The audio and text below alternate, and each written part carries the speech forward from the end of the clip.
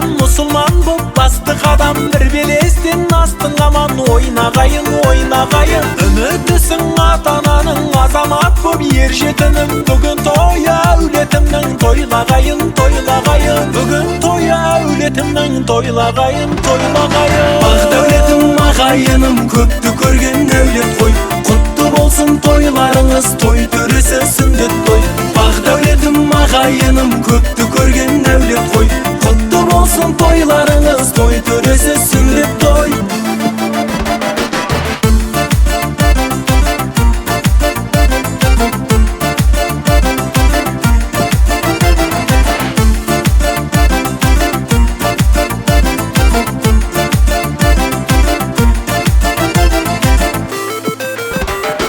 мұсылмандық міндет екен пайғамбардан сүндет екен жігіт болар жолға бекем келді күнің артта қалды қалдаттаған той жасауда армап саған азамат боп ардақтаған алғысын ал елдің бүгін азамат боп ардақтаған алғысын ал елдің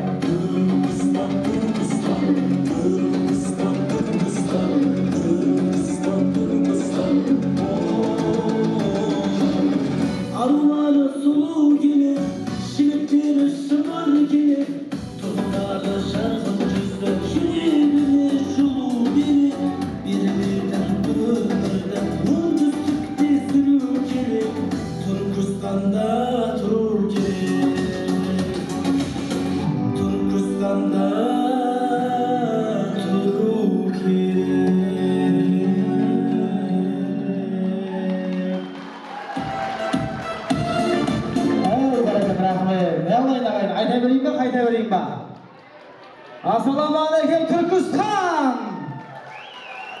Бәрекелді.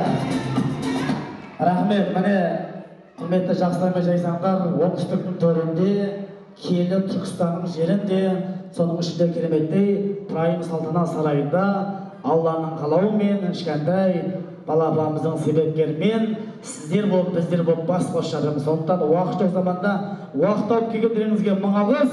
Бүгінгі тойдың төресі сүндет тойға қош келдіңіздер. Бәрекелді, рахмет. Құрметті жақсылар мен жайсаңдар, енді атам қазақ сәлемдесіп, амандасып болған соң өз-өзімізді танысып алатын халықпыз ғой. Мына сайрап тұрған бала кімнің баласы, қай жердің тумасы, есімі кім деген сияқты іште сұрақ бар шығар. Мен сол сұраққа әдемілеп жауап берсем, Арғатам Өрғазақтан таралады, одан кейін Құрбан атам жол салады. Қоңырат пен Көтеннің ұрпағымын, Мамырдың ізбасар тұяғымын, Мамырдың қай баласы асаба әнші, сол адамның баласы әрине мен боламын. Сізден екі еркемің таңдайдағы, бұл да болса Алланың берген бағы. Көпшіліктің көңілінен шығып жүрген, жасты болса, бас аса боларыңыз. Келі Түркістан облысы, қасиетті Отырар ауданы, қауындарымызды тәтті, сүт айраны дәмді көлі бар. Көлінің үстінен кәдімгідей қарасаң ше, Балтаға ұқсайтын көлі бар. Қай ауыл? Тапқан адамға сыйлық. Кім айтты бірінші Балтакөл деп? Кім айтты? Ойбай, бәрекелді, бәрі біледі екен Балтакөлді, е? Балтакөл деген ауылдан есекеп деген балдарыңыз ағай мен боламын. Ол ағай, қазір ұмытпаймыз, сыйлықты міндетті түрде береміз, уайымдамаңыздар. Сол балалық шағым Балтакөл ауылында өтті, студенттік шағым Көкшетау қаласында өтті, әскери өмірім Қытай және Қазақстан шекарасында өтті. Сүт нағашыларым Божбан елі, төк нағашыларым Маңтай елі. Сондықтан бүгінгі асабалық әншілік қызмет жасайтын есен есіркеп балдарыңызға бір шап беріп, шаптандырып, қошеметтіріп қойсақ жарасады. Бәрекелді. Ал енді құрметті жақсылар, әдеттен озбай, уақытты созбай, осындай байыппен, осындай әдемі қошеметпен, шапалақпен бүгінгі тойдың басты себепкері кім? Айсұлу әпкеміз. Жоқ. Кім ұлы? Рахмет. Рахмет балапанымыз, е? Бәрекелді. Әрине өздеріңіз патша көңілдеріңіз, орнымыздан тұрам десеңіздер, өздеріңіз білесіздер. Орнымыздан әрине тұрып, шапалақта аямай ұрып, басымызды асабаның алағына бұрып, бүгінгі тойдың төресі, сүндет тойдың кереметтей кейіпкері иесі Нұрмағамбет балапанымызды кәнекей нағашыларымен аттың үстіне мінгізіп, ортаға әндетіп, сәндетіп, кереметтей көңіліме шақырайық неге сүндетбай әннің ортада қаусалайық, қаусалайық.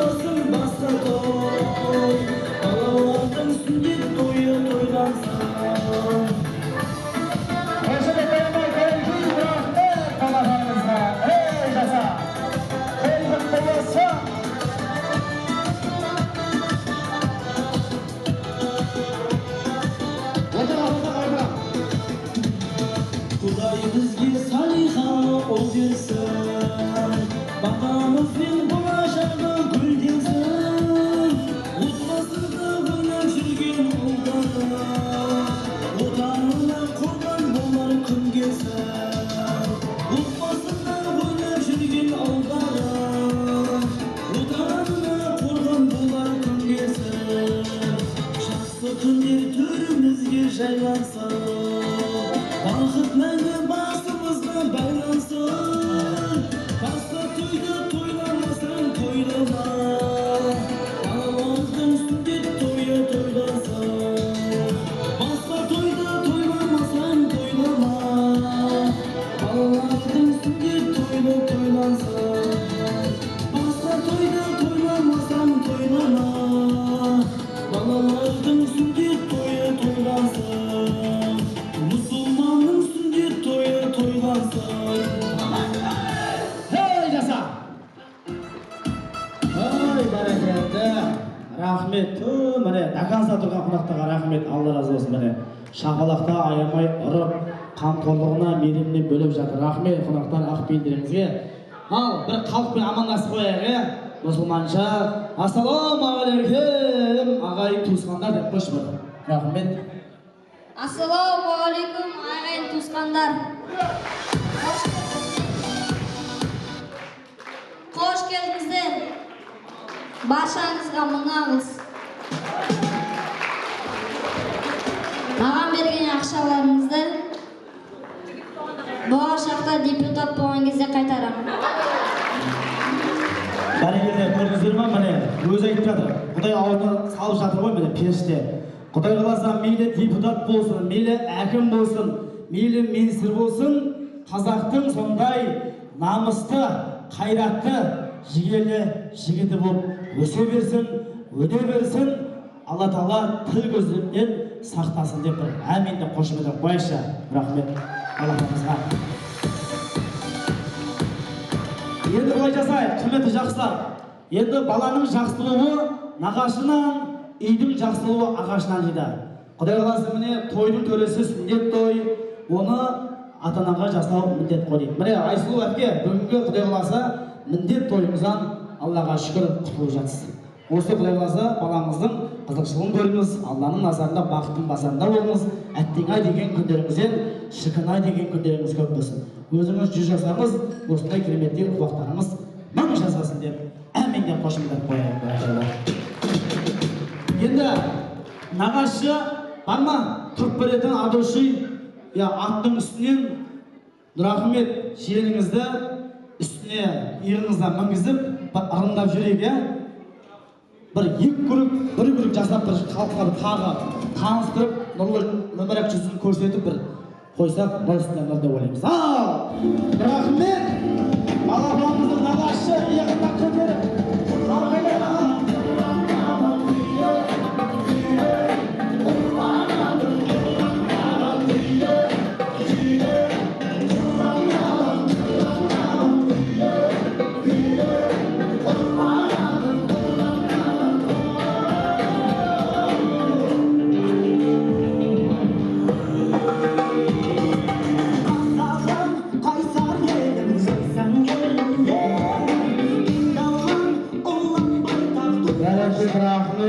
қандай керемет. Нұржан нағашы, Нұржан нағашы міне.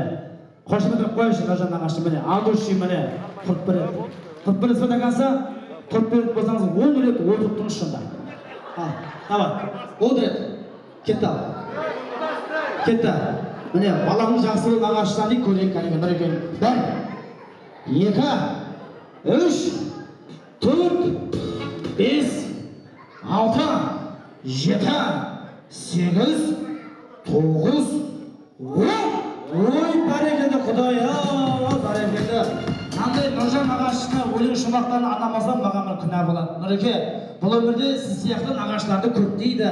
Көктемде ағаштар көп дейді. Әй, бола берсін көп дейді. Бәрібірде Нұрахметтің Нұржан деген нағашына жетпейді. Бәрекелді, рахмет, Алла разы болсын. Құдай қаласа, сізде 100 жасар Құдайымыз осындай кереметтей ұрпақтарыңыз болса, мың жасасын, бәрекелді. Енді түсіреміз, акуши, Алла разы болсын, бәрекелді. Той құтты болсын дағы. Ал енді құрметті жақсылар, жаңа міне тойдың сценарийі бойынша Нұрахмет балапанымызды міне атқан мінгізіп, Құдай қаласа атқан мінсе, болашақта тапқан мінсін деген ниетпен міне алдымызда міне өздеріңіздің жүздеріңізді көшіріп, әндетіп, сәндетіп ортаға шақырдық. Енді бүгінгі кереметтей Нұрахмет балапанымыздың Ақжалақты анасы, әкемен, анамен бала деген кереметтей ән айтады. Өздеріңіздің қошеметтеріңізбен, шапалақтарыңызбен, қанекей беріңізге бөліп, құшағымызға алып, әндетіп, сәндетіп, алдарыңызға ән салады анасы мен баласы. Мейірімді отбасы, үлгілі отбасына тағы қошемет, қанекей ұл қыздармен ортада тағы да.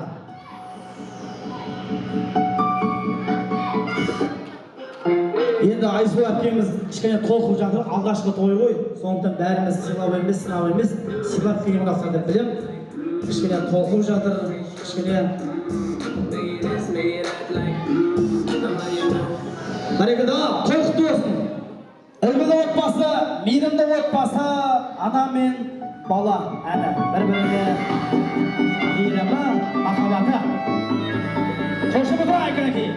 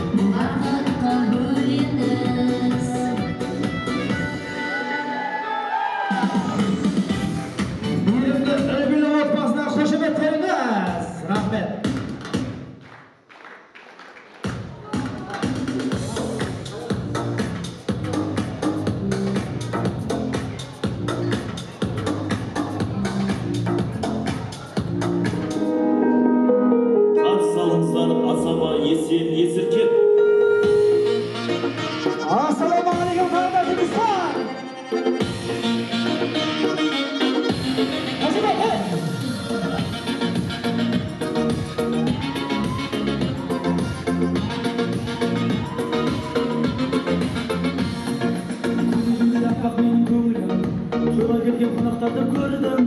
Ерекшесін келген Қазақстан көркем, осы тойда басқаруға келген. Алыстатпай той жасайтын күнді, асабаның кім екенін білді. Жас балама дейді, басқарама дейді, ал ендеше танысайық мейлі. Құлағында ел болам, есімді деген мен болам. Осы тойға келіп алып, тойларымды шоғылам. Құлағында ел болам, есімді деген мен болам. Осы тойға келіп алып, тойларымды шоғылам.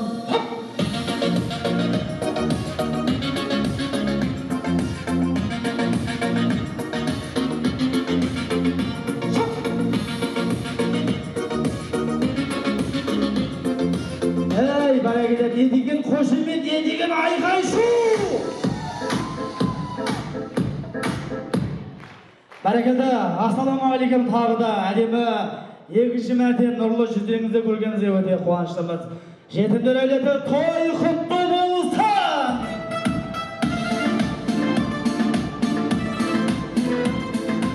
Бәрекелді, Айсұл әпке ортаға келіңізші. Айсұл әпкем толқып, тоңқып, үркіп жүр. Солай ма? Тойдың жақсы өтуі әуелі Алла, одан кейін той иесінің беліне байланысты. Мен қарап тұрсам, аузыңыз ашша, жүрегіңіз көрініп тұратын сондай керемет әпке екеніңіз оны айдан анық білеміз. Солай ма? Келісеміз ба?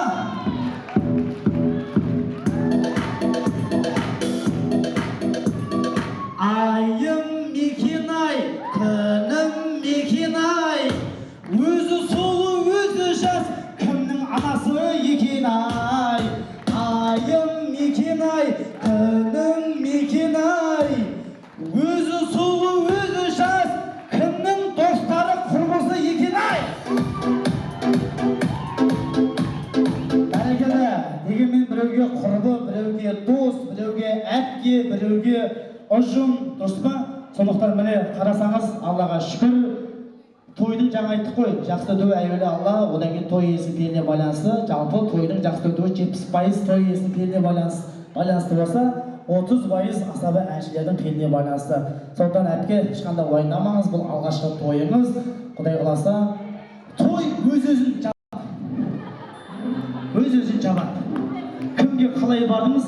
Какой привет, такой ответ деген болады. Сондықтан уайымдамаңыз.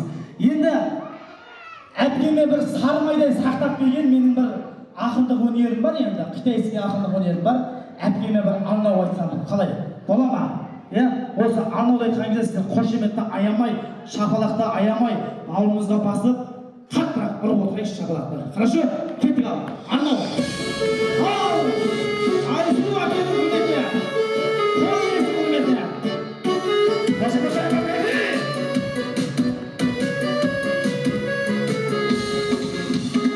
Ағайынның сағылмаған киесі, ата-баба дәстүрінің жүйесі, қалқан жинап көз көрген, ата-тәлік сөз берген, қандай ғажап осы тойдың иесі.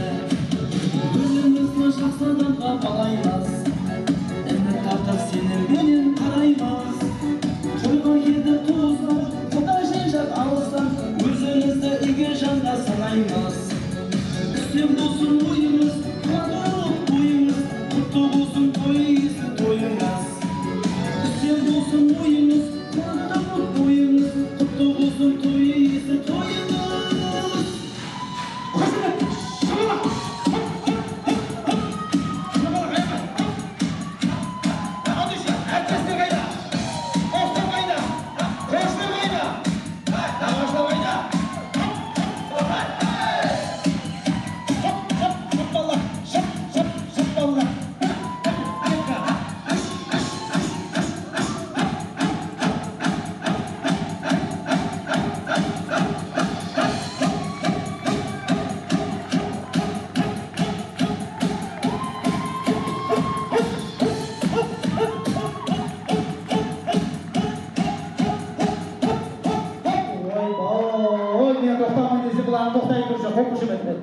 Қайсы мынау? Ал, жиен ел болмас дейді, ел болады жиендер екені. Жиендер жасасын!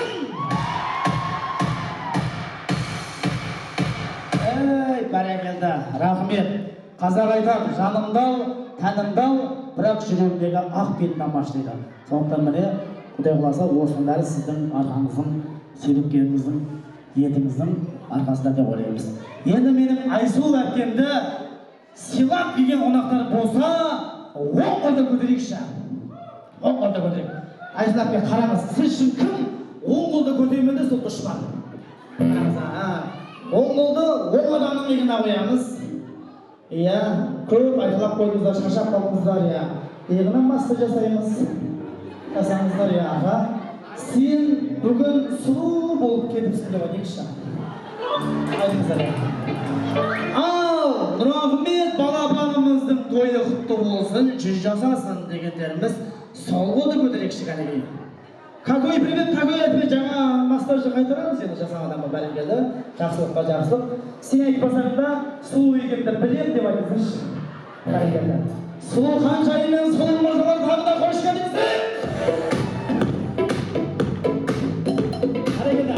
Қазір енді міне әдемі көңілмен, әдемі қошеметпен келгендер айтылған көпті. Қазір жасайық.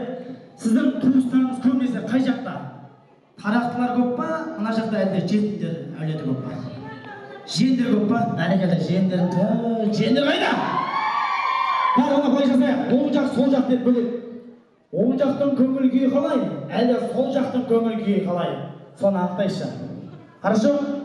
Жақсы, әдемі, көңіл күйді білдірген адамға, дауысы қатты шыңдырған адамға сыйлық бар. Кереметтей. Хорошо?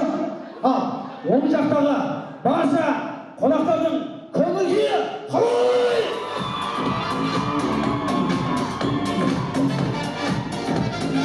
Бұлай жасайықшы, жоқ, без музыка көрейікші, без музыка. Оң жақта қонақтардың көңіл күйі қалай? Қазір сіз айтасыз, қай жақтың көңіл күйі жақсы? Сол жақтағы қонақтардың көңіл күйі қалай?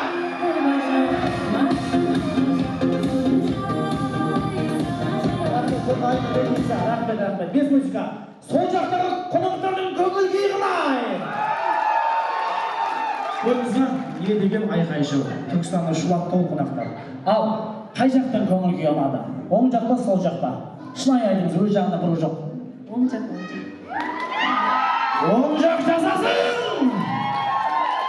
Бәрекелді, сыйлық болады, Құдай қаласа. Уайымдамаңыздар, Рахмет, Айсұлу ханым, Құдай қаласа, әрқашанда күлкіңізден, жүзіңізден күлкі кетпесін, жүрегіңізден иман кетпесін. Сізге сөйлеп жатырмын, оң жаққа ойнамаңызшы. Және де Алланың назарында, бақыттың базарында болыңыз. Қонақтар ма? Жайғасыздар. Әпкеміздің мазасын алмайықшы. Бір қонақ жүрсін арнайы, қонақтарды күтіп шығарсақ. Әпке, елге орған жүзіңізді Құдай жерге атпасын. Әрқашанда Құдай қаласа, жүзіңізден күлкі, жүрегіңізден иман кетпесін. Әрқашанда күле ойнап, қайнап жүре береміз. 100 жасаңыз, ұрпағыңыз тағы 1000 жасасын. Жасасын, Айсұлу ханам! Рахмет, қошеметтен шығарсаңыз өзіңізді.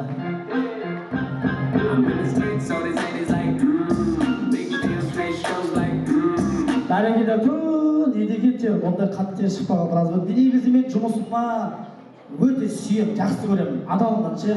Еңбекпен тапқан, маңдай тапқан тер, ол өте адал болады ғой. Сөйтетіміз жанда табылмады ма, бір платошки беріп, бір ше. Бәрекелді. Рахмет. Ал енді құрметті жақсылар, осындай көңіл күймен ағайып тойымызды жалғастырайық. Біз енді үлкенге құрмет, кішіге ізеттілік танытатын еліміз. Аязби әліңді біл, құмырсқа жолыңды біл дейді. Бүгінгі осы тойымыздың алғашқы ақ шымылдаған ақ батасымен, жылы лебізімен, жылы сөздермен тойымыз ашып беретін мынау атамызға айтады. Атадан бота қалғанша бата қалсын дейді. Әулеттің үлкендері кереметтей Ерлан ағамыз бастаған Тілеубек, Баян, Арая дейді. Осы әулеттің үлкендеріне ақыретті ұсынамыз. Келіңіздер, той ашып беріңіздер. Сіздерді ассалаумағалейкум деген әнмен ортадан күтіп аламын. Бері қайтына. Ассалаумағалейкум әулеттің үлкендері. Қайда? Ерлан көкеміз бастаған кәнекей. Әулеттің үлкендеріне қошемет.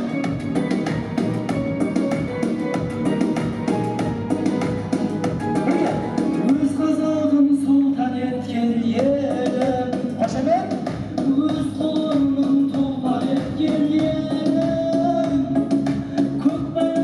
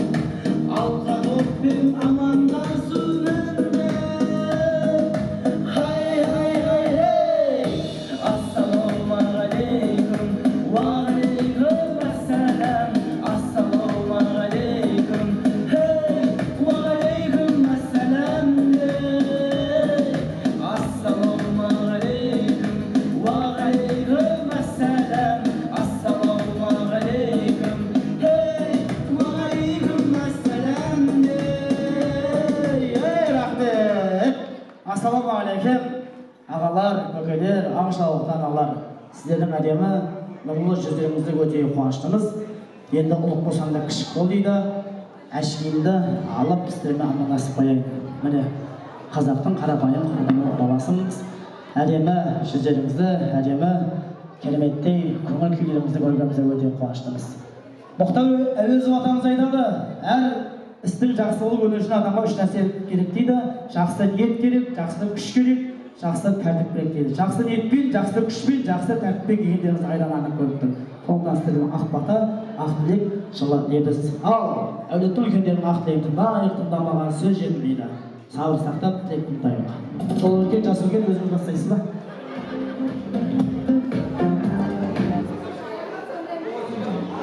Ассаламу алейкум тойшыл қауым. Мына бүгін айдың айналайын қарындасым, мына жиен рахметті сүндет тойы бар екен, құтты болсын. Сол рахметті рахатын көріп, өссін, өнсін, елдің азаматы болсын дейміз. Мына той ашып, ішіңіздер, жеңіңіздер, ойнап күліп, бір кісіде осы тойды атқарып шығарып салайық. Той тойға оласын.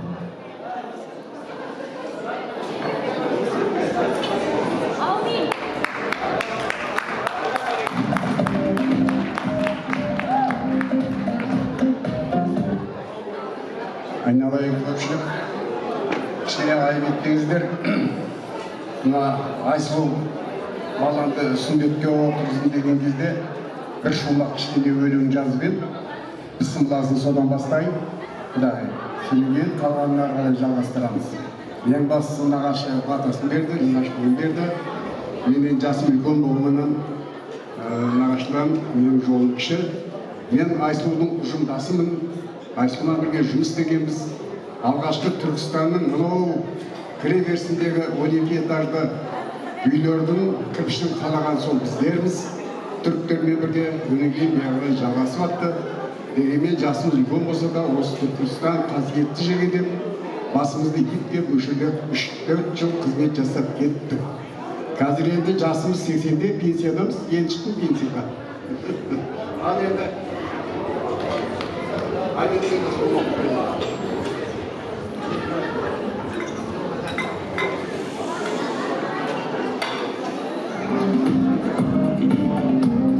құтты болсын сүндет той, қайта айналып келмейтін. Алладан қанша сұрасаң да жаңартып қайта бермейтін. Бұл балам айтып жатқан нәрсе. Мұсылман болдың балақай, жігіт болдың алақай. Қуанып жүр анашың жаңа туған балашай. Құтты болсын тойыңыз, орындалсын арман тілек ойыңыз.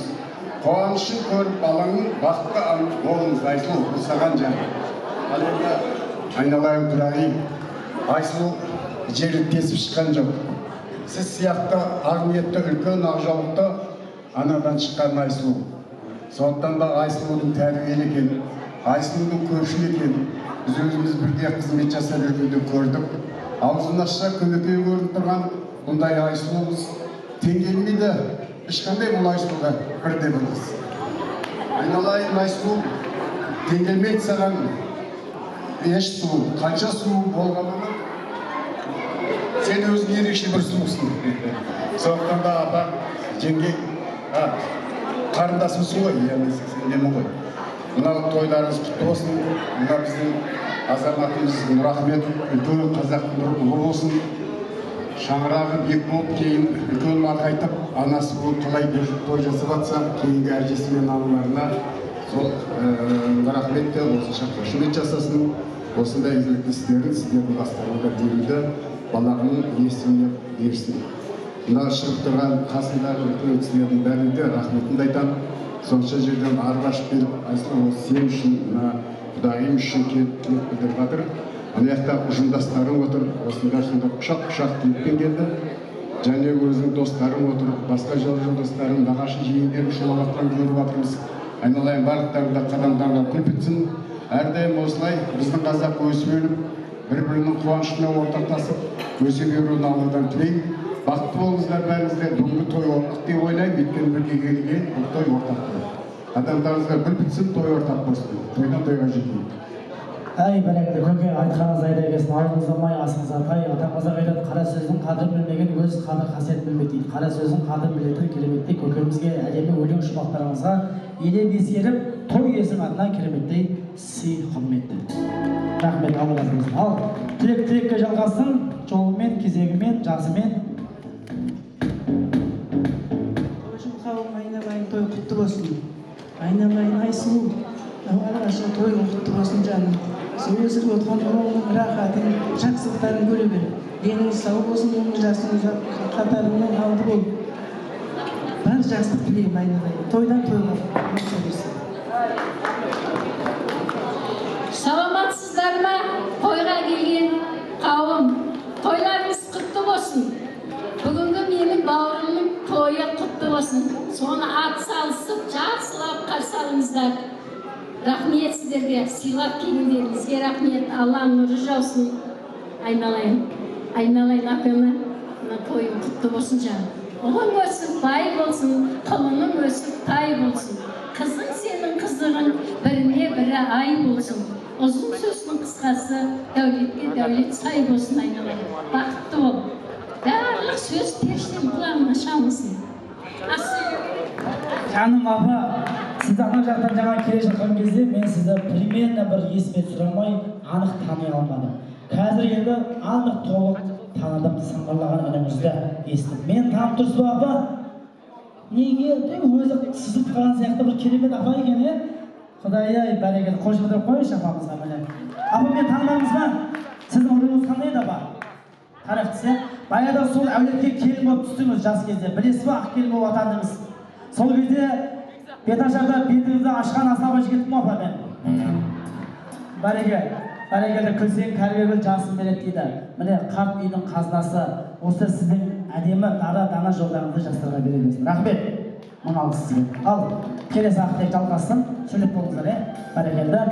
Ал енді әулеттің үлкендеріне мен де сіздерге сарымайдай сақтаған бір кереметтей рахмет тілегім бар, арнауым бар. Қабылдаңыздар кәнекей. Әулеттің үлкендеріне кереметтей арнау. Мың алғыс сізге. Әулеттің үлкендеріне қошемет кәнекей.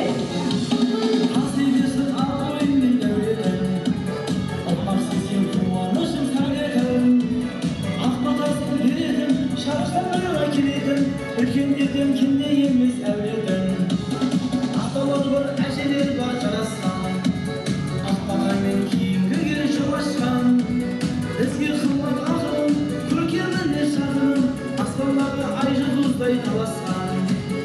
Әулетімнің үлкені, құрметтейді еңсені, ата беріп көтеріңіз еңсені. Әулетімнің үлкені, құрметтейді еңсені, ата беріп көтеріңіз еңсені.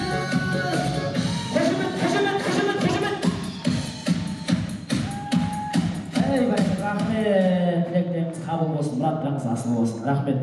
Алла разы болсын. Әрекет рахмет. Ал, енді жақсылап ортаға суретке суаңыздар. Бүгінгі күн ертеңгі тарих дейді.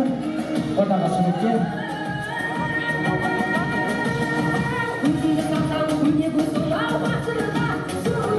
Бірақ ана текстте дос деген текст сөз жоқ екен. Бірақ ана әнде барлық жиен, бөле, құда, жекжат, нағашы бәрі айтылған, бірақ достар туралы айтылмаған екен, өкінішке орай. Сондықтан барша осындағы сіздердің туыстарыңыздың құрметіне ағайын туыс деп ән салатын ұлағатты ұстаз, ұлы жүздің қызы. Ау. Той шашу ма? Иә, мына апамыздың атынан осындай той жұғысты болсын, осындай той көрмегенде той көрсін деп той шашу сыйлаған. Апа, рахмет, мың алғыс жасаңыз. Апамыздың жазасын. Ал, осындағы барша ағайындардың құрметіне тойымыздың кереметтей әншісі Гүлмира Шаяхмет қызы.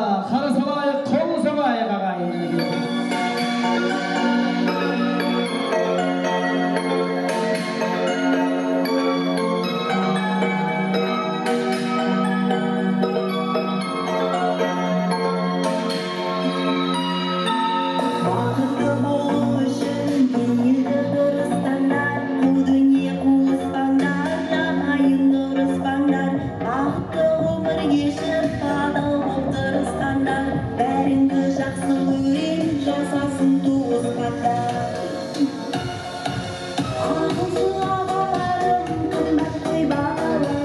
Жайдарлы жеңгелерім, ертең дасым келеді, бұл жылды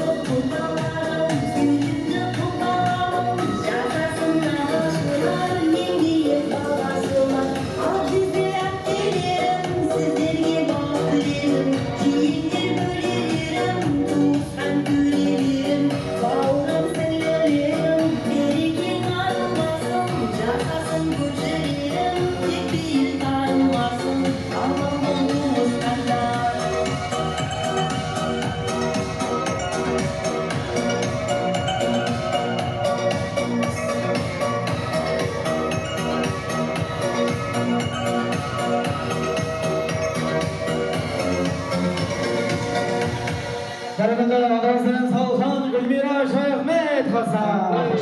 Рахмет. So they say it's like, big stand straight shows like, make this, make it act like, Бәрекелді, рахмет. Бірін жұлдыз, бірін нұрлы арайсыздар. Дегенмен алда өтетін талай сын бар. Жүздерінен күлкі, жүректерінен иман кетпейтін жақсар мен жайсаңдары қалайсыздар? Бәрекелді, рахмет. Бәрі дұрыс па? Бәрі тыныш па? Бәрекелді, осындай әдемі көңіл-күймен ағай тойын жалғастырайық. Енді той иесі ортаға келсінші. Айсұлу әпке қайда? Айсұлу әпке келіңізші.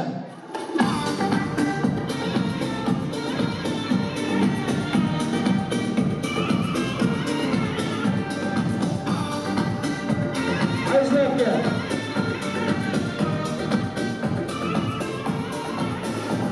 Бәрекелді, бұл кісілер енді бәрі сынау емес, сыйлап келген мақтанды білеміз, сондықтан арасында дұрыс. Білген көмек болған жақсы. Айсұлу әпке, енді жақсылың жақсысын айт бір тасын дейді. Осы үлкен той болсын, кіші той болсын, ең бірінші тойға кім келеді? Үлкен той, кіші болсын, ең бірінші тойға анам келеді ме? Бірінші той иесі келеді ғой. Той иесі келеді, дұрыс па? Кешікпедіңіз ба? Еш жетіп, кеш жетіп, бәрекелді зігнетін ертергесі жоқ, бәрекелді. Кешікпесек қазақ боламыз ба? Бәрекелді, иә, как раз айттыңыз, иә. Енді Айсұлу әпке, тойға келдіңіз. Ең бірінші осы жалпы тойға азыға келген, әндетіп, сәндетіп, кереметтей көңіл-күймен келген бір екі қонақты айтыңызшы. Кім? Түп нағашым Қалшат, подружкам Айсұлу Кентаудан келген. Бәрекелді, келіңіздер жордаға, келіңіздер, билеп, қайнап, жайнап.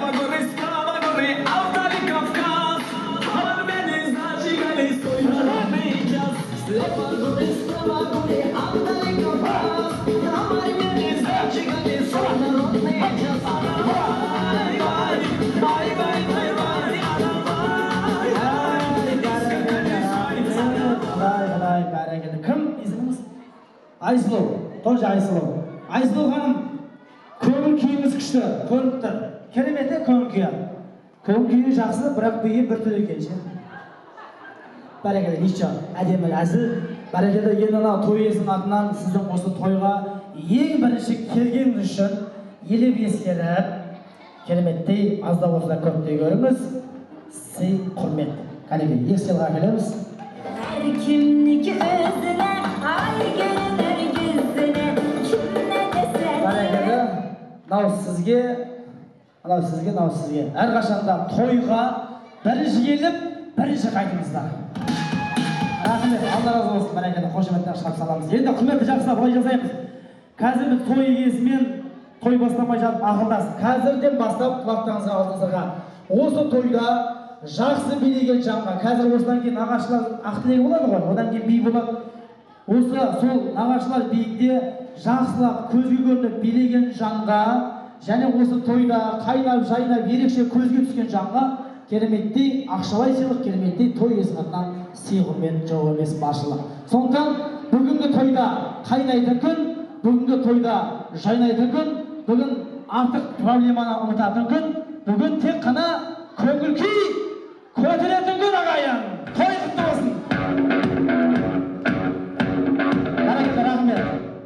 Өзімізді құттықтауымызды жайғастырамыз. Ал енді әңгіменің өзегі, келесі тілектің кезегі, тілегімізді жалғастырайық. Жалпы баланың жақсы болуы нағашынан, үйдің жақсы болуы ағашынан дейді. Жалпы жігіттің үш жұрты болады: нағашы жұрт, қайын жұрт, өз жұрт. Нағашы жұртқа ақ тілекті ұсынса, былайша айтқанда, яғни айтқанда, кереметтей Айсұлу әпкеміздің төркіндері, нағашылары Нұржан інісі, бірінші әрине Ақжолықтан анамыз, Гүлжахан анамыз бастап келеді ортаға. Нұржан інісі Күнсұлу дейді, күйеу баласы Ерзат, және бұл осы тілекке қоса түп нағашылары сонау ат телетіп Астана жерден келген Тамара нағашы. Жалпы сүт нағашылар, түп нағашылар. Өздеріңізді ақ тілекке шақырамыз. Әндетіп Мұхтар Бейбіт, Гүлнар және Жаныл Бейбіт және келіңіздер, міне әндетіп сәндетіп жақсы билетпеген нағашыларға сыйлық.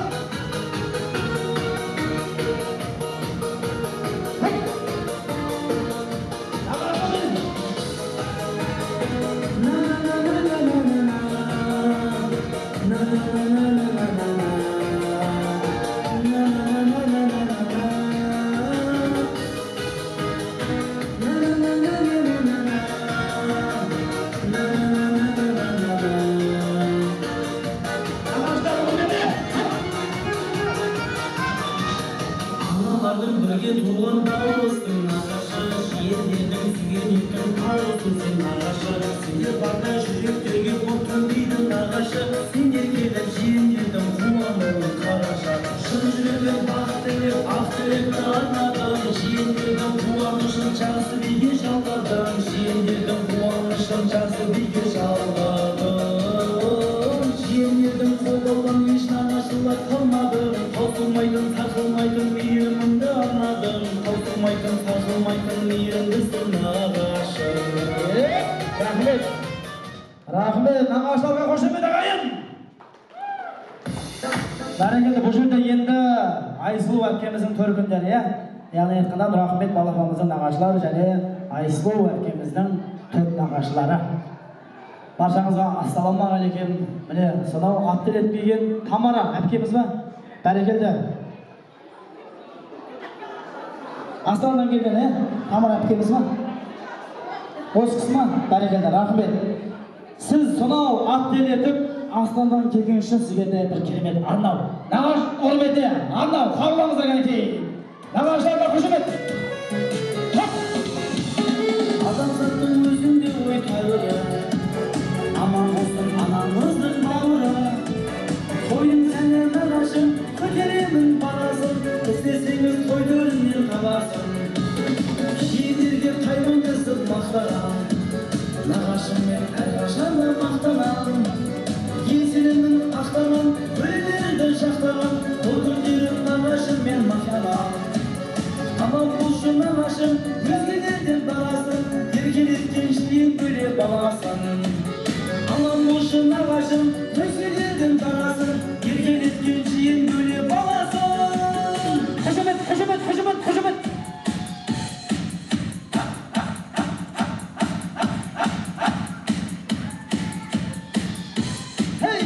Рахмет, нағашылар, көрдіңіздер ғой, әдемі қошемет сіздер үшін. Алла разы болсын, бәрекелді.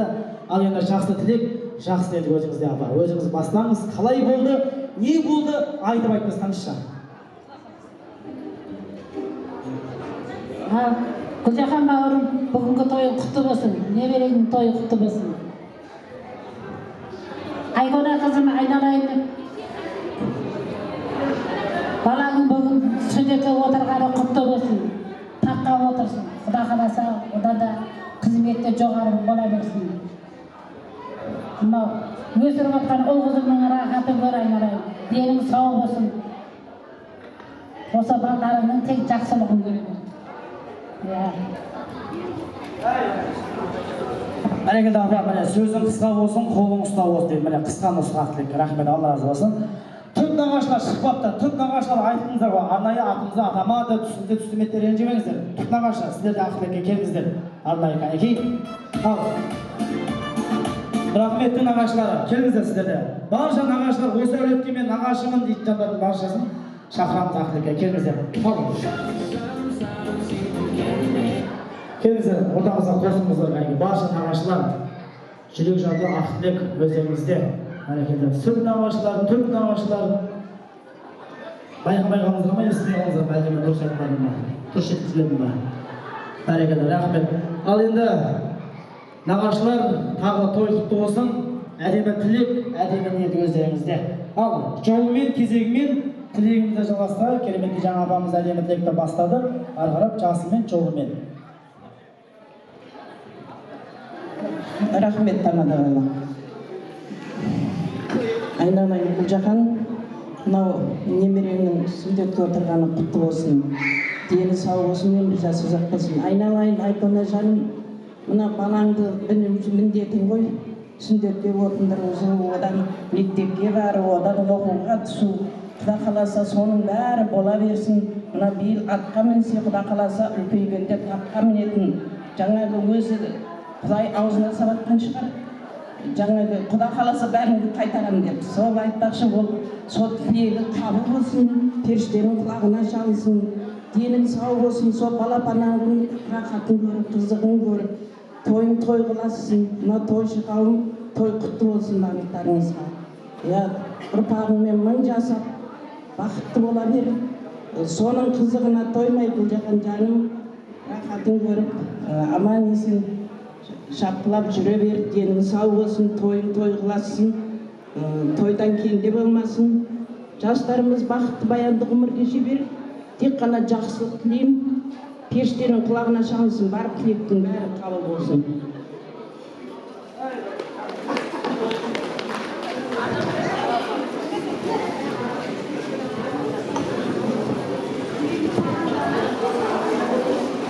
Ассалаумағалейкум, тойшыл қауым. Ал жеңше, мынау енді бүгін жақсы мұсылман келіп отыр ортамызға. Сіздің ағаңыз ғой енді, жеңше. Арамызда ағамыз, тәтеміз жоқ. Бірақ ол жоқ болса да көздері бар, өздеріңіз, мінекей Айсұлудай жиендеріңіз бар. Айсұлу той құтты болсын.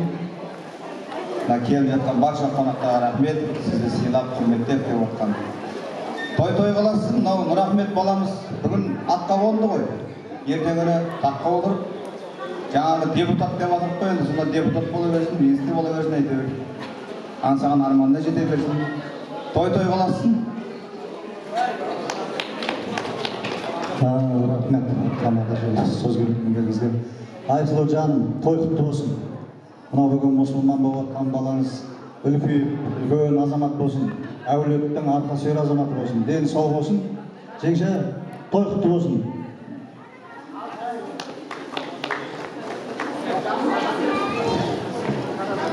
Ассалаумағалейкум, көпшілік қауым, той құтты болсын.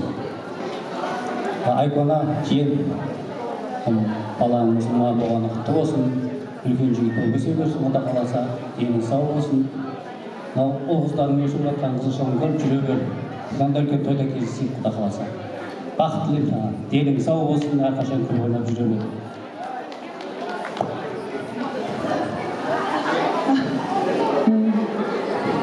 Баян ағама қошындырып қояшы. Гүлжан анамызға қошындырып қояшы, Гүлжан анамызға.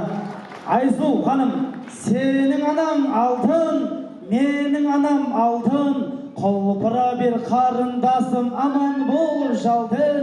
Ақ жеңгелер әнін, сұлу қыздар сәнін, Айсұлу ханымның анасын құттықтап қол соғыңдар қалған. Бәрекелді. Айсұлу ханым шынында мойындау керек. Осы ойнап күліп жүргеніміз, осы дәрежеге жеткеніміз әуелі Алла, одан кейін осы Ақжолоқты анамыздың арқасы.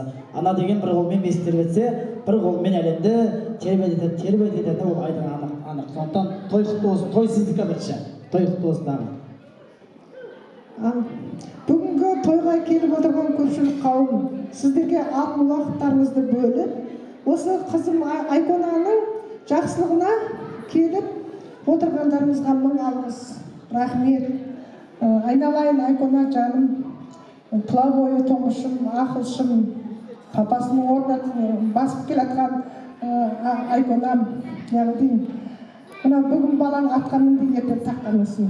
Айтты ғой жаңа өзі, періштауын емесін. Бүгінгі айтылған сөздердің бәрі періштенің құлағына шалына берсін. Денің сау болсын. Осыны қартайғанда істеген пейнетіңнің зейнетін көр, рахатын көр. Денің сау болсын, бәрі бақытты болсын, той болмағандарға той жұғысты болсын, ұлды болсын, қызды болсын, бүгінгі той қуанышты той болсын. Бәрекелді, рахмет. Тағы бар ма? Сөйлейтін жандар маған, мен сөйлеуім керек. Айкона, саған алтын цепочкамыз бар, подаркымыз, тайымыз бар. Бәрекелді, рахмет. Тойдан қайсын, жақсылықтан қайсын, Алла разы болсын. Тағы сөйлейтін жандар. Айсұлу жаным, мына баланың студентке отырғаны құтты болсын жаным. Мына үлкен азамат болсын, Құда қаласа сол баланың қызықшылығын көре бер. Әрдайым өстіп той бола берсін үйінде. Қызықшылық болсын. Осы айтқан бәрі жақсылықтардың бәріне қосыламын.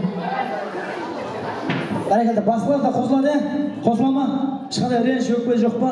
Бәрекелді, мынау оңтүстіктің тойы жиналыс, солтүстіктің тойы бейжар істейді, сондықтан жиналыс қылмай, барынша биді көбейтсек, бәрекелді. Рахмет. Ал енді Ақжолоқты анасы Айсұлу әпкемізге алтынмен ақтап, күміспен қаптап жатыр. Бәрекелді, әйел адамдыққа алтын жарасады, еркек адамға күміс жарасады дейді.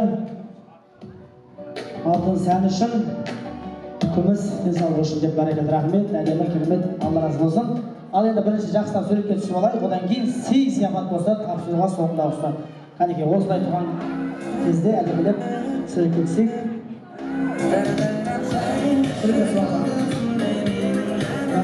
Сіздейік, біздейік, осылай әрқашанда бір-бірімізді іздейік. Дүниедегі мұз, бала-шаға артта қалған із, өмірдің мәнісі.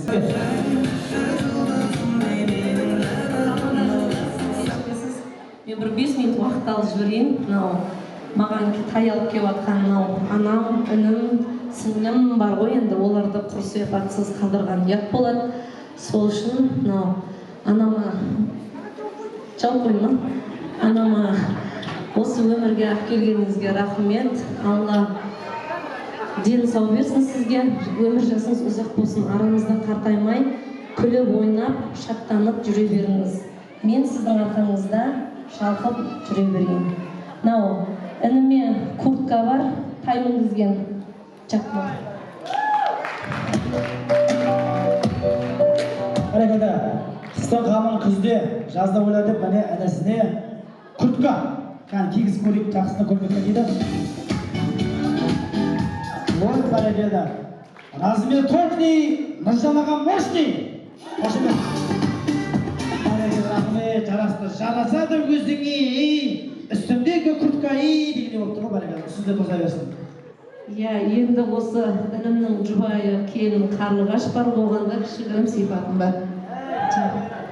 Айсыл әпкенің қыққан көрген үшін шығаватын бәріне. Бәрекелден қара шыққан бауырлардың құрметіне сый-құрмет жасаудан Алла разы болсын. Одан кейін ат терлетіп, алыстан келіп жатқан Күнсұлу деген сіңлім бар, Қордайға, Таразға келуге шыққан шапраштыларға. Сол сіңліме жарбатын пальтоным бар.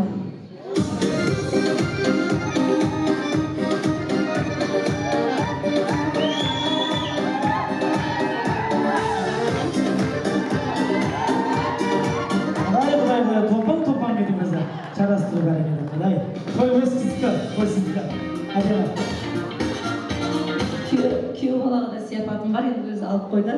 Енді анама жасырып, бір ештеңке айтпай, өзім осындай өмірге алып келіп, алтындай қызым, тұңғышым деп тұр ғой. Тұңғышымды, тұңғыш екенімді білдірдік. Анама алтын жүзігім бар. Әй, бәрекелді, сенің анам алтын, менің анам алтын. Құлпыра бер қарындасым, аман болып шалтын. Ақ жеңгелер әлін, сұлу қыздар сәнін тағда құшағын апанды құттықтап, қау соғымдар қалғыр. Бәрекелді, сіз айтасыз ба? Сіз айтпасаңыз күнә болады ғой. Бауырларым аздай болса көптей көріп, денелерінде тозып, өмірлерің шалқып өте берсін. Осы подаркым сіздерге естен кетпейтін болсын. Әрекеті аза болса көптей көріп тұрмын. Енді сіздер ренжімеңіздер, бізге де бермеді ғой деп дәметіп қалған жастары бізге де береді деді. Сіздерге келесі жылы, осыдан кейін береді. Бәрекелді, ал. Ақтілек па? Бердім ма? Бәрекелді, рахмет, қанағат тұтатын қонақтарға рахмет. Ал, сөйлейсіздер ма? Бәрі.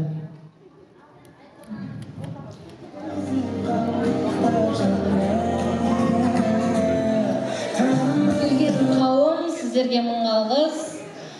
Бірінші байлық денсаулық дейді ғой, дендеріңіз сау болсын. Айсұлу әпке, деніңіз сау болсын.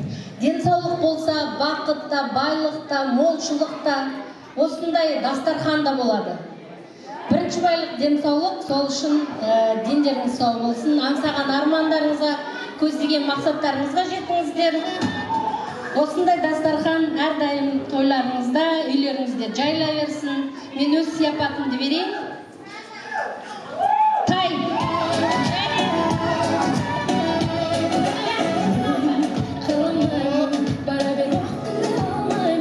Бәрекелді, сегіз байланған тай және алтын сырға. Бәрекелді, жақсыны көрмекке дейін қош отырып қояйық. Бәрекелді, жақсылықта тойда қайтсын. Бәрекелді, менің Айсұлу әпке міне алтынмен қаптық бұл жатыр Құдай қаласа. Бәрекелді, қош отырып қояйық. Бәрекелді. Қаңыраз негізі алтын керек, қазір алтын бағасы көтеріліп кетті ғой. 60-қа жақындап жатыр ма? 50-ден асып кетті ме? Қалай болды өзі? Ошым алтын мен доллар жинай беріңіздер. Бәрекелді. Рахмет, тойда жақсылықта қайтсын, осындай бір-біріңізге деген мейірімділігіңізді, қамқорлықтарыңызды еш уақытта ешқандай аямаңыздар. Есіктің жағын өмірде міндетіне қарап тұстам шала екен, адамдар бір-біріне қонақ екен, барының оралында ойнада гүл, өмірдің бар қызығы солақ екен дейді. Рахмет барша кеп нағашыларға, сүт нағашыларға. Шақырсын, нағашылар! Бәрекелді, рахмет. Болды ғой, суретке түсіп алдық, бәрекелді, рахмет. Сый-сияпат болса тағы да табысқа алғыстар. Нағашылардың құрметіне, сүт нағашылардың құрметіне, төп нағашылардың құрметіне тойымыздың алғашқы биі қатарынан 4 би ортан шан шығарып, аяқ-қолын жан кетіп билейміз. Билеген жандарға кереметтей сыйлық бар. Ерекше жақсы көзге көрінген жанға сыйлық. Ақпаша, қазір айтасың, өмірге адам бір ақ келеді. Нұржан нағашысы кереметтей Турканның әні бар ғой, өмір деген әнді нағашылардың атынан жолдап қалады. Қабыл кәнекей, билетіп қайнаған жайнаға.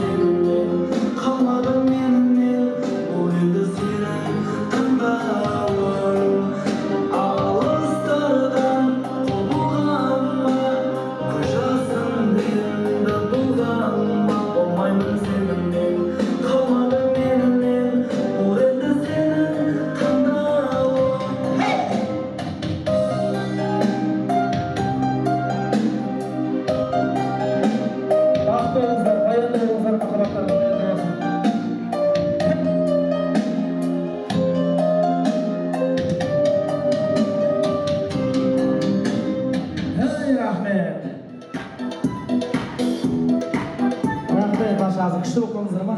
Бәрекелді. Кәнекей сырттағы баршаға тұрбаса кәнекей жақсылардың қасынан дастарханның басынан табылуыңызды сұраймыз. Келіңіздер, жайғасыңыздар, жайласыңыздар. Енді осында менің Айсұлу әпкемнің достары бар ма? Достар, жүрсін қайда, біргеді қой жанымыз, еске алысы осындайда. Кеш қайып достар! Әрекелді рахмет, ашшыға да, тұшшыға да, қаттыға да, жұмсаққа да шыдап беретін, дағанса баратын ол әрине өмірдегі шынайы достар.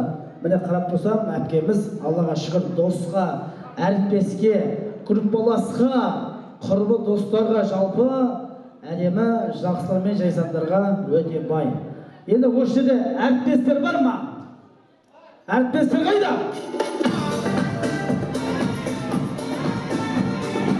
Бәрекелді, әріптестер, жасай беріңіздер, бәрекелді, рахмет, Алла разы болсын. Және де группаластар бар ма? Группаластар қайда отыр? Группаластар бар ма? Бәрекелді, группаластар скучный екен, класстастар бар ма?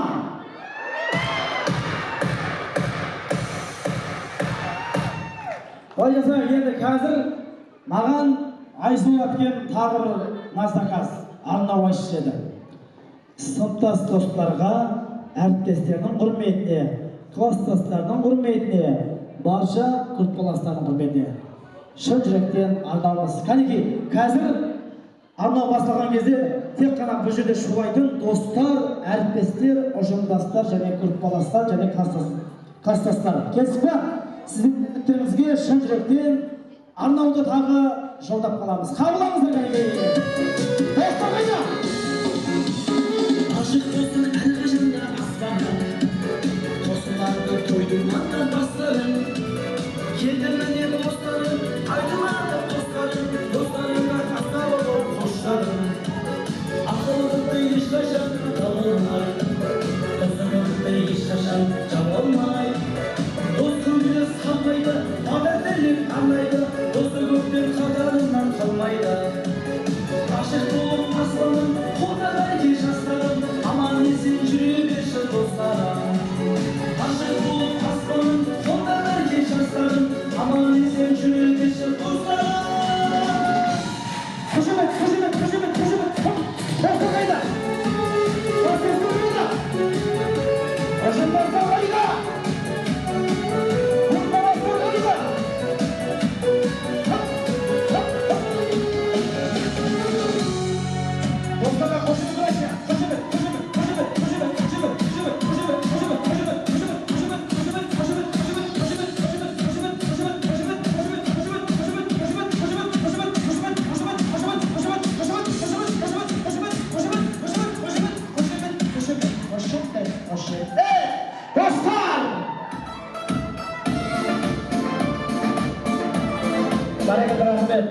Аллаға шүкір, мен ақылдасым жалғышы. Осы тойды 3 ай, 2 ай ақылдастық. Сол кезде көп айтатын Айсұлу әпкемнің білмеймін жүрекке жақын ба осы достарды, және ұжымдастарды, группаластарды, әріптестерді өте көп айтады. Білмеймін жүрекке жақынсыздар ма, әлде білмеймін бір дуалап қойғансыздар ма, дем сап қойғансыздар ма, білмеймін көп айтады.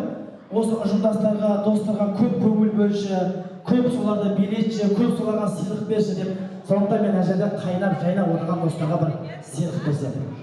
Қалай қарайсыздар? Бәрекелді. Мынау кереметтей дәл сыйлы достардың құрметіне, алдағы уақытта әріптестерге де, ұжымдастарға да, группаластарға береміз. Білмеймін, ортаға қойым, қақ ортасынан өздеріңіз бөліп оласыздар ма, өздеріңіз білесіздер. Білмеймін, атаманға берем, атаман қайсысы?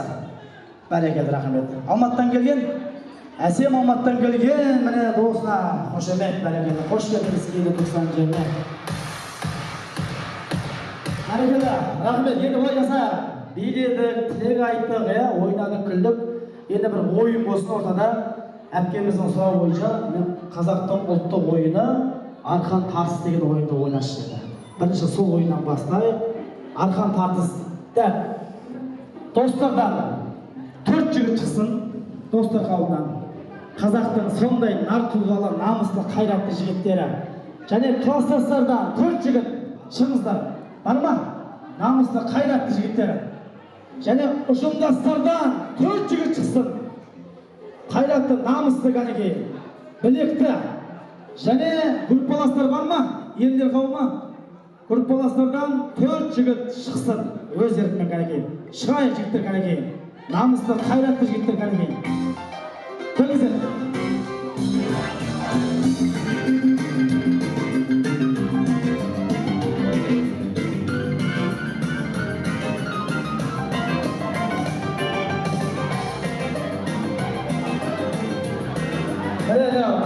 Қазақтың тойы, тойдың төресі студент той дейді. Бұл қазақтың балапанымыздың елдің тойы, сондықтан елдің тойында еркекше ойнап бастақ, осы сын болады, осы бірінші осы ойыннан бастайық дейді. Так, достар, класстастар ма? Кәдімгі 4 жігіт дайын ғой, капитан командасы өзіңіз сияқтысыз, өзіңіз боласыз. Әрекеті. Так, кереметтей сыйлық бар, қомақтан бас жүлдеге, бірінші орынға. Мына жаққа класстас достар шықсын. Достар қойы, класстас достар. Бәрекелді. Мына кісілер ұжымдастар. 4 жігіт қадырынан жүрсаңыздар, осылай. Бәрекелді. Мына кісілер достар. Және де группаластар жоқ па? Группаластар. Осынан группалас достар бәрі бірге. Бәрекелді, рахмет. Бірінші, әрине, ашшыға да, тұшшыға да шап білетін олар, класстастардан бастайық. Класстастар. Класстастарды қолдайтын жандар бар ма? Класстастарды қолдайтын жандар қайда?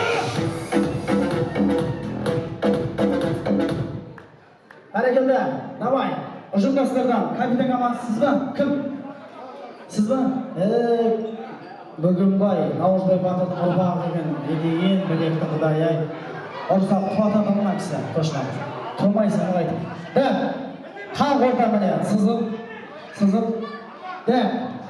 Ұжымдастарды қолдайтын жандар қайда? Дайымыз ба? Кеттік па? Алла сіздерге күш қуат берсін.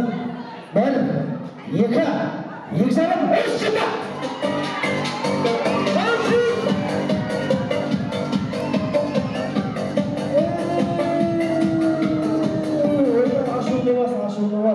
Ұжымдастар жаңа қалаға татып кетті жатыр ғой.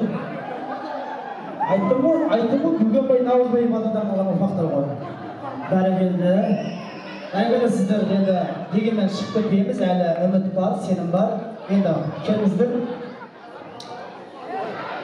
Жоқ, енді былай жасаймыз. Енді мына жеңілген командамен сіздер шығасыздар, мына жаққа. Келіңіздер, сіздер бұрышқа дайын тұрамыздар, десіз пока. Сіздер қаласа, пока сіздер алдасыздар.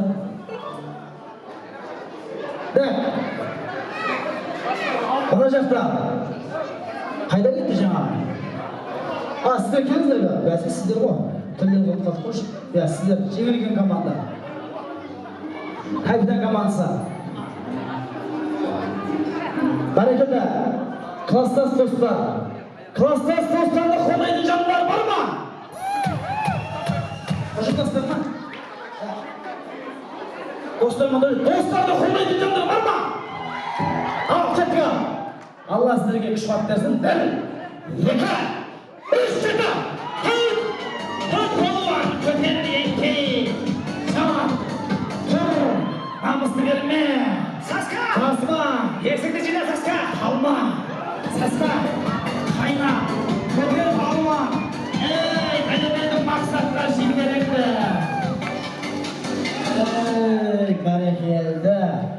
Бәрекелді. Сіздері паға 3-ші орын. Енді пина, бас жүлдеге, келіңіздер. Бір мейт бұрышқа бар дайындап білеміз. Саска, өз-өзіңе кел. Бәрекелді. Күш қуат берсін сіздерге Алла Тағала. Ұжымдастар көкем құрсын-ай. Бүгенбай, Наурызбай батырдың мұртыға ұқсап. Бәрек қазақ деген керемет халық қой. Қазақтан мықты батыр алып та шыққан содан қаламен ізбасар ағамызға Рахмет. Дайынсыздар, иә? Смело ағамыз әшейін. Бір қолмен жылам, жылам деп тұр ғой. Бәрекелді. Жақсылар, дайын тұрыңыздар. Іштен дұға тілеңіздер. Қай командаға қолдау көрсетесіздер, сол командаға іштей дұға тілеп, жақсы тілектеріңізді, ниеттеріңізді айтып отырыңыздар.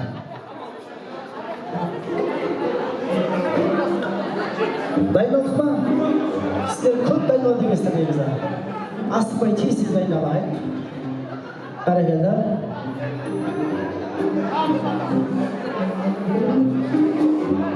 Сіздер дайынсыздар ғой, ұжымдастар. Дайын болсаңыздар жақында келе береміз. Орынға жайғаса береміз, кәнекей. Бірінші орынға таласады. Бірінші орынға.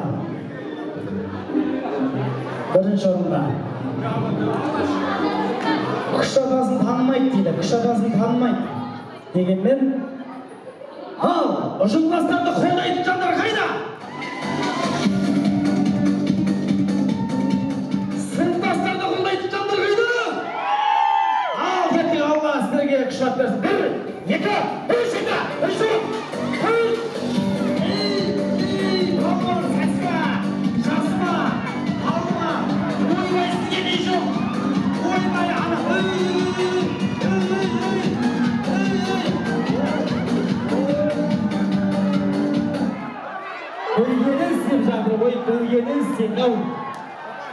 Білгеніз сізге не жоқ айсы әпке, тыныш ойламайсыз.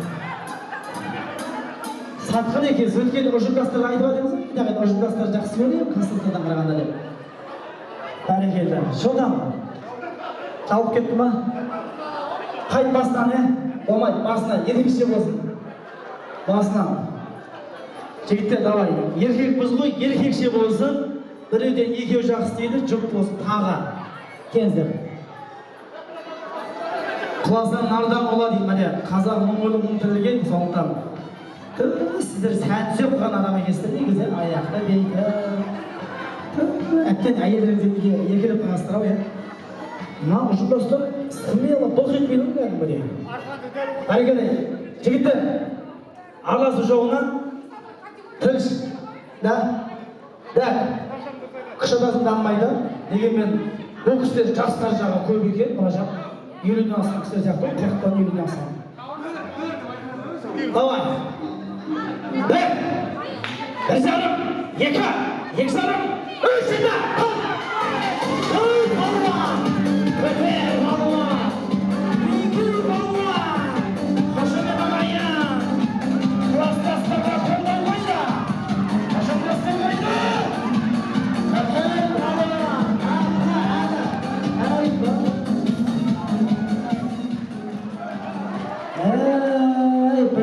мақсатқа жетерді. Ақы соңында ойнап кеткен. Бәрекелді, рахмет, Алла разы болсын, міне. Қолдарыңызға келер жігіттер, міне. Еңбек бар. Жігіттер, келейік. Еңбек бар, Аллаға шүкір. 2-ші орын құтты болсын. Сыйлық келейік, жігіттер, сыйлық.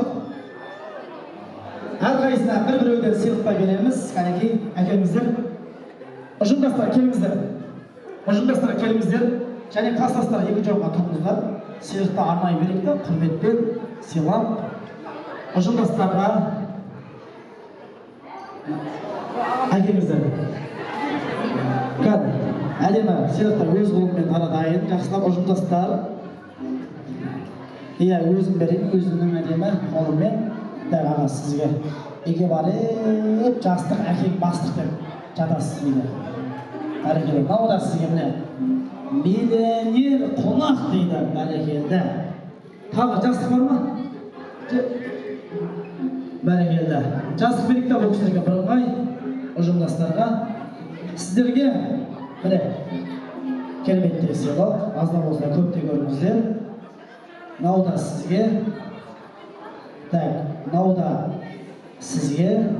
Және де мынау да сізге. Мынау қалған 4 сыйлықтан 3-ші орынға берейік.